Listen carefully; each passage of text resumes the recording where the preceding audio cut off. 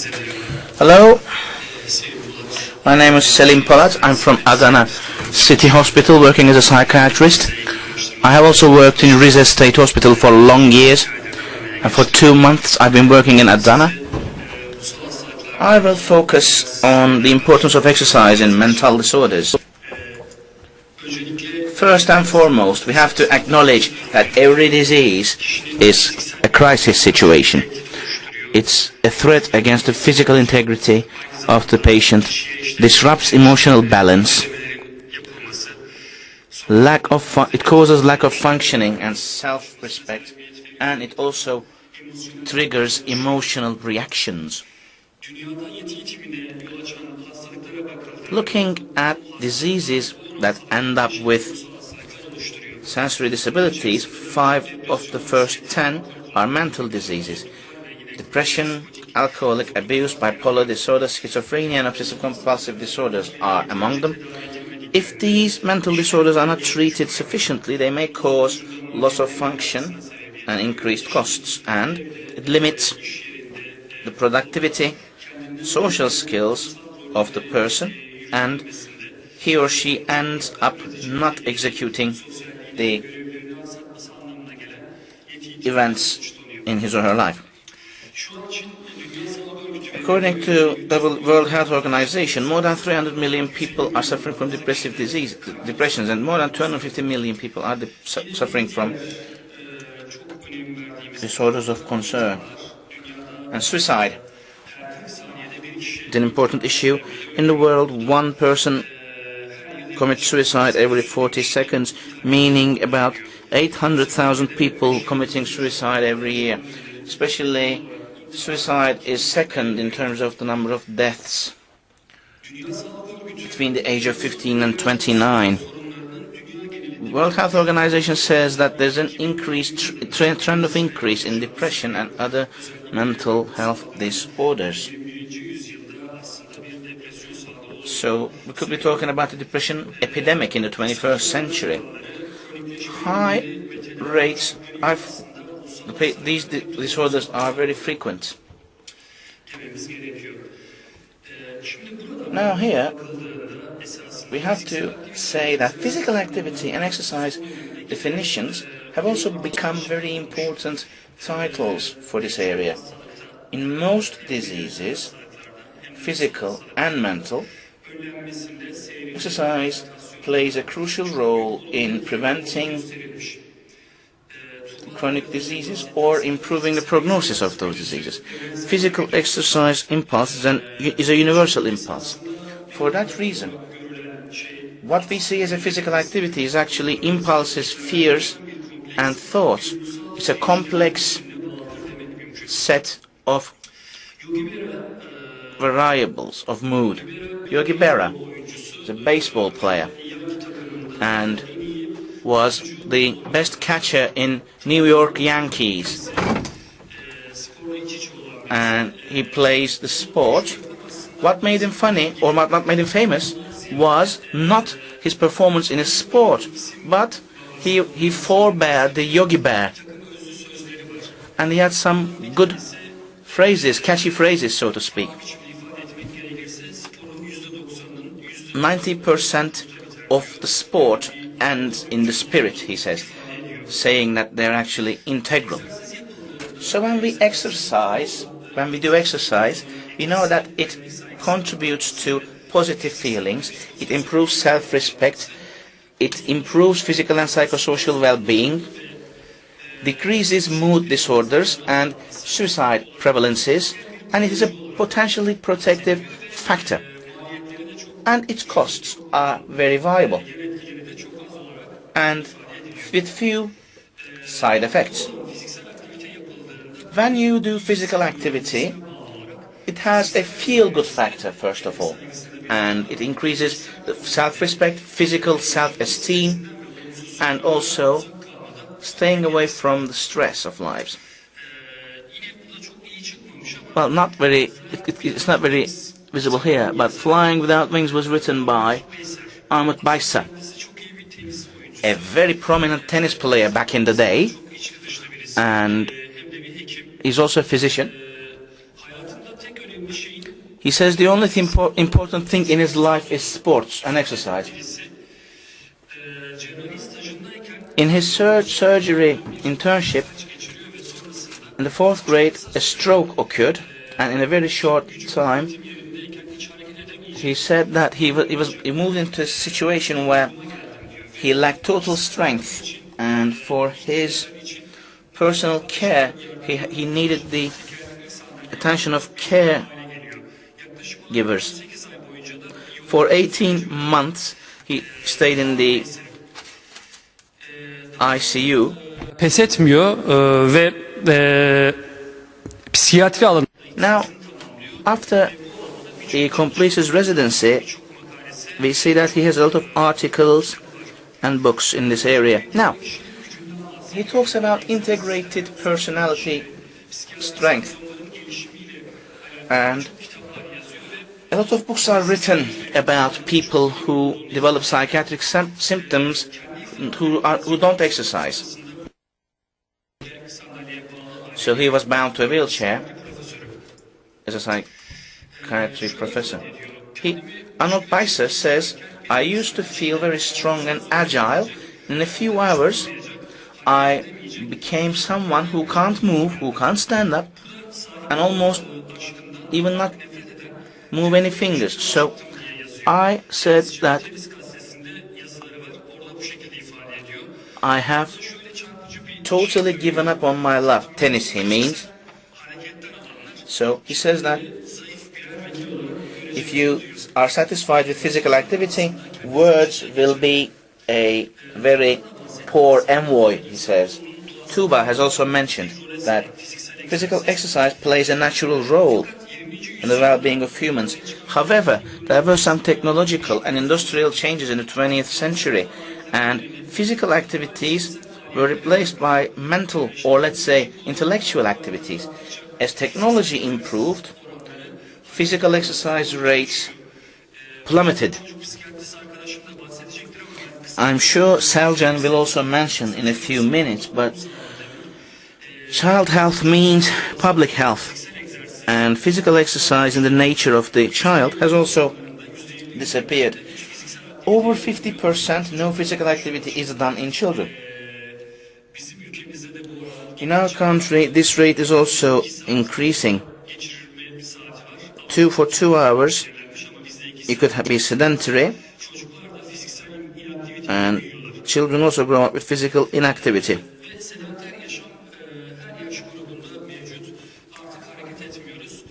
Sedentary living is a big problem for all age groups. Motorla gidiyoruz, arabamızla gidiyoruz ve hiçbir fiziksel aktivite ve egzersiz yapmıyoruz. We're not undertaking any physical exercise, and the resulting factors or resulting outcomes are there are some changes due to the sedentary lifestyle, like high meal frequency, high glycemic loaded food intake, caloric excess, psychosocial effects, biological effects. Most diseases are affected because of this, and obesity comes to the forefront. Here, the research shows that the positive effects are not only for the well-being, physical well-being, but also it improves cognitive functions and mental state. If you are inactive physically, it is known to be effective in enhancing psychiatric diseases, and then you could have or suffer from more severe effects. Let's talk about feeding the brain. Tuba stated that exercise not only improves your muscles but also grows your brain. When we look at the brain, it is 2% of the body weight. But when it comes to oxygen consumption, it consumes oxygen up to 1 in 4 or 1 in 5 rate. What about the effects of exercise on psychiatric disorders? We know that mitochondria increases biogenesis in mitochondria with exercise. And with exercise, we know that particularly antioxidant matter synthesis, antioxidant release is increased. Well, there's actually a border. We have to be very careful that aerobic exercises are crucial for us. Anaerobic exercises for our diseases might revert the system, and there's not enough antioxidants, and oxidant matter load increases, and it may harm the cell. Besides, we have some feeding factors like BDNF, vascular endothelial growth factor, IGF-1, and also in neurotransmitter systems in dopamine, serotonin, and noradrenaline there might be an increase. During exercise, myokines are released directly from the muscles, stimulating the hippocampus, causing neurogenesis and angiogenesis, and there's a protective effect. And as an inner reward, we have endorphin that comes out of exercise. With endorphin, lots of things have been written. Its efficacy has not been completely clarified yet, but there's an inhibition, a positive inhibition. And we call this the runner mentality. When the runners run, they are hectic, but when they calm down, they are calmer. This is not euphoria, this is more like a reward that calms them down. That's endorphin. And it is triggered with stress. And 30-minute long exercise is crucial. Once it's triggered, the system withdraws and all changes are watched by the system, resting on its laurels, so to speak. At basal level we have endorphins, and we have some functions that cause the releasing of endorphins, the most important of which is exercise. It also contributes to neurodegeneration, and cellular harm cycles are disrupted by glucocorticoid effects and oxidative stress. Neuronal destruction is decreased, autoregulation is provided. You have to keep these in mind. Also, immune system is enhanced with exercise. Cytokine levels are suppressed with exercise. In our diseases, we see that happens. And in bipolar disease, mania or depression, cytokine levels are changed, and we know that. And in depression, we also know that in etiopathogenesis, they are the culprits, so to speak. In bipolar disorder, with anti-inflammatory effect, clinical improvement is achieved. It also breaks insulin resistance, and insulin resistance, breaking this resistance is important for improving cognitive functions. When we look at depression, we see that it is one of the most common disorders that we come up against. And when we look at these disorders, in its core we see a depressive mood and loss of interest and loss of satisfaction. And we see that some psychomotor changes are followed by some other changes, such as feeling of guilt or lack of self-value. As I have just stated, with exercise and concentration, fatigue, psychomotor changes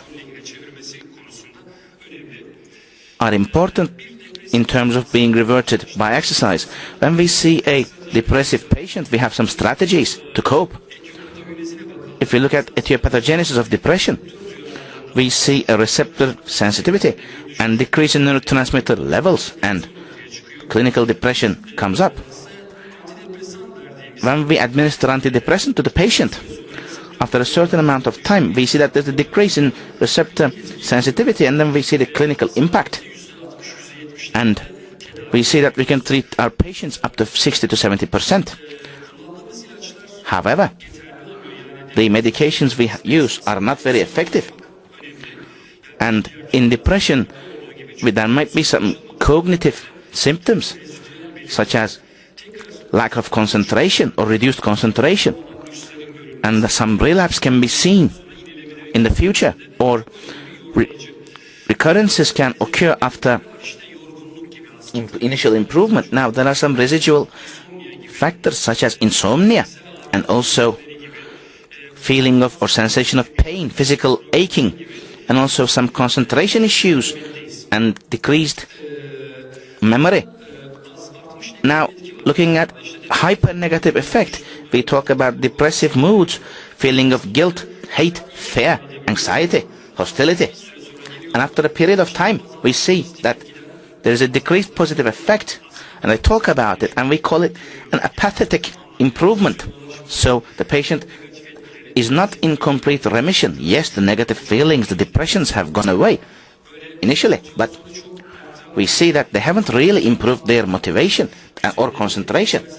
So exercise in that context, added to the therapy, has some very strong effects. Looking at other trials, they also show some serious evidence that this physical inactivity might enhance mental problems. And also looking at a 20-minute walk. After a 20-minute walk, the activity is increased in the brain, and it is clear to see. Exercise such as running boosts the neuron reserves in the hippocampus, which you can see in red color. It's far more and higher. It's far more than, let's say, high-intensity training or resistance training, and this is being concluded in evidence-based studies. Anxiety is another disorder. Even if its core symptoms are slightly different, we see that most of the findings are rather similar. And we're talking about some sleep issues, we're talking about concentration problems, we're talking about fatigue, and we're talking about being stimulated. So if one of them or others are added, we can see that the core symptoms are there and they can be transformed to each other. Anxiety is a mood, or let's say feeling, but when it's chronic, it affects most systems, including cardiovascular, endocrine, and respiratory systems. It increases the risk and it triggers the hypothalamic axis and may cause atherosclerosis, cardiac ischemia, or MRI, or type 2 rather, and asthma and shortness of breath is also a problem. Exercise decreases chronic anxiety, and also even one set of exercise decreases situational anxiety. And in that case, against acute psychosocial factors, we see that psychological reaction is decreased against acute psychosocial stress impacts. And even in single dose exercise, such an effect can be seen. Let me talk about the researches done with this regard, and I will sum up my presentation. Specifically speaking, aerobic and anaerobic exercise has an effect similar to cognitive or behavioral therapy. Also, panic attack, it's rather effective in panic attack patients. I will talk about this later, on what kind of exercises we're going to administer these patients with. And also, we know that carbon dioxide has a protective effect on later induced problems. Also in traumatic stress disorder, we have 3 pilot trials, and also moderate walking or mid-distance walking contributes positively to depressive symptoms. And also in traumatized patients, depressive symptoms are taken under control in a far better way when we have, or when these patients exercise. Also, anxiety might increase a lot and might be intertwined with anxiety or depression if there is physical inactivity. In bipolar disease or patients, they are limited in the literature, these studies. But when we look at the chronic bipolar patients, there is a trial that has been done with 8 patients, and there's another one that was done with 153 patients. Now, in our disorders, when patients are in inpatient clinic, they are given rather unprofessional exercises performed by nurses, but with a more professional team. It might give us maybe further striking results. In particular, in depression, physical inactivity might enliven that depressive mood. And in bipolars, it says that it might contribute to their well-being, but in literature there are different results. Triggering depression, and we see that they are much more effective in correction of depressive symptoms. Also, when we look at binge eating disorder, we see that in physical inactivity also plays a key role, and also in anorexia nervosa. Exercise is crucial in decreasing emotional stress and also keeping the bone mass intact. Here, particularly, increase of endorphin levels with exercise causes a positive inhibition, I said. This inhibition is extending the follicular phase in the menstrual cycle of women,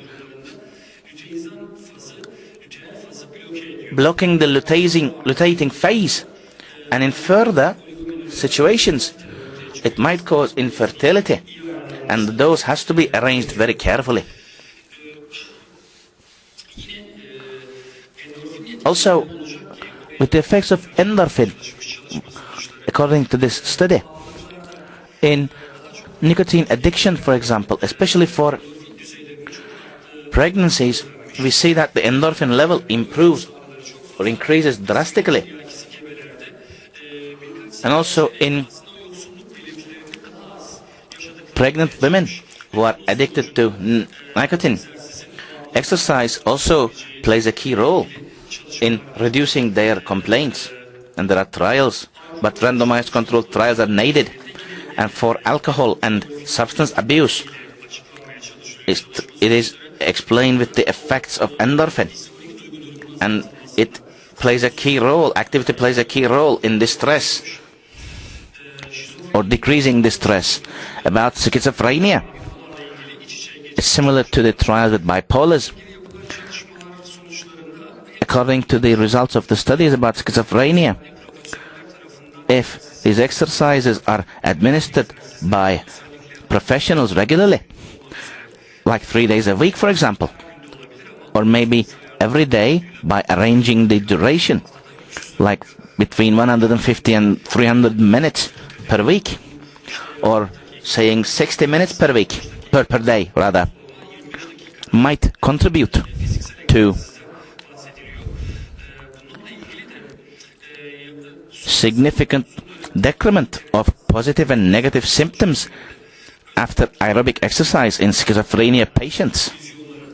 And illusions and other strange acts are reduced with exercise, and their formal thought process is normalized, and there is a serious decrease in symptoms, and it is correlated with depression mainly, and also apathy and allergy scores also show a serious decrease when exercise is done professionally.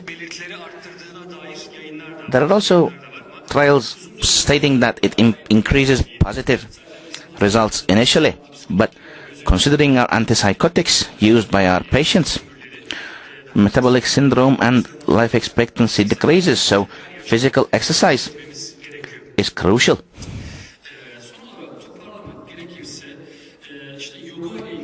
Last but not least, there are some trials about yoga, like Tai Chi, and also there are some physical activities that have been researched, but recently 30-minute long exercises are very effective in decreasing concern and distress, also improving concentration, and yoga, for example, plays a key role in decreasing certain symptoms.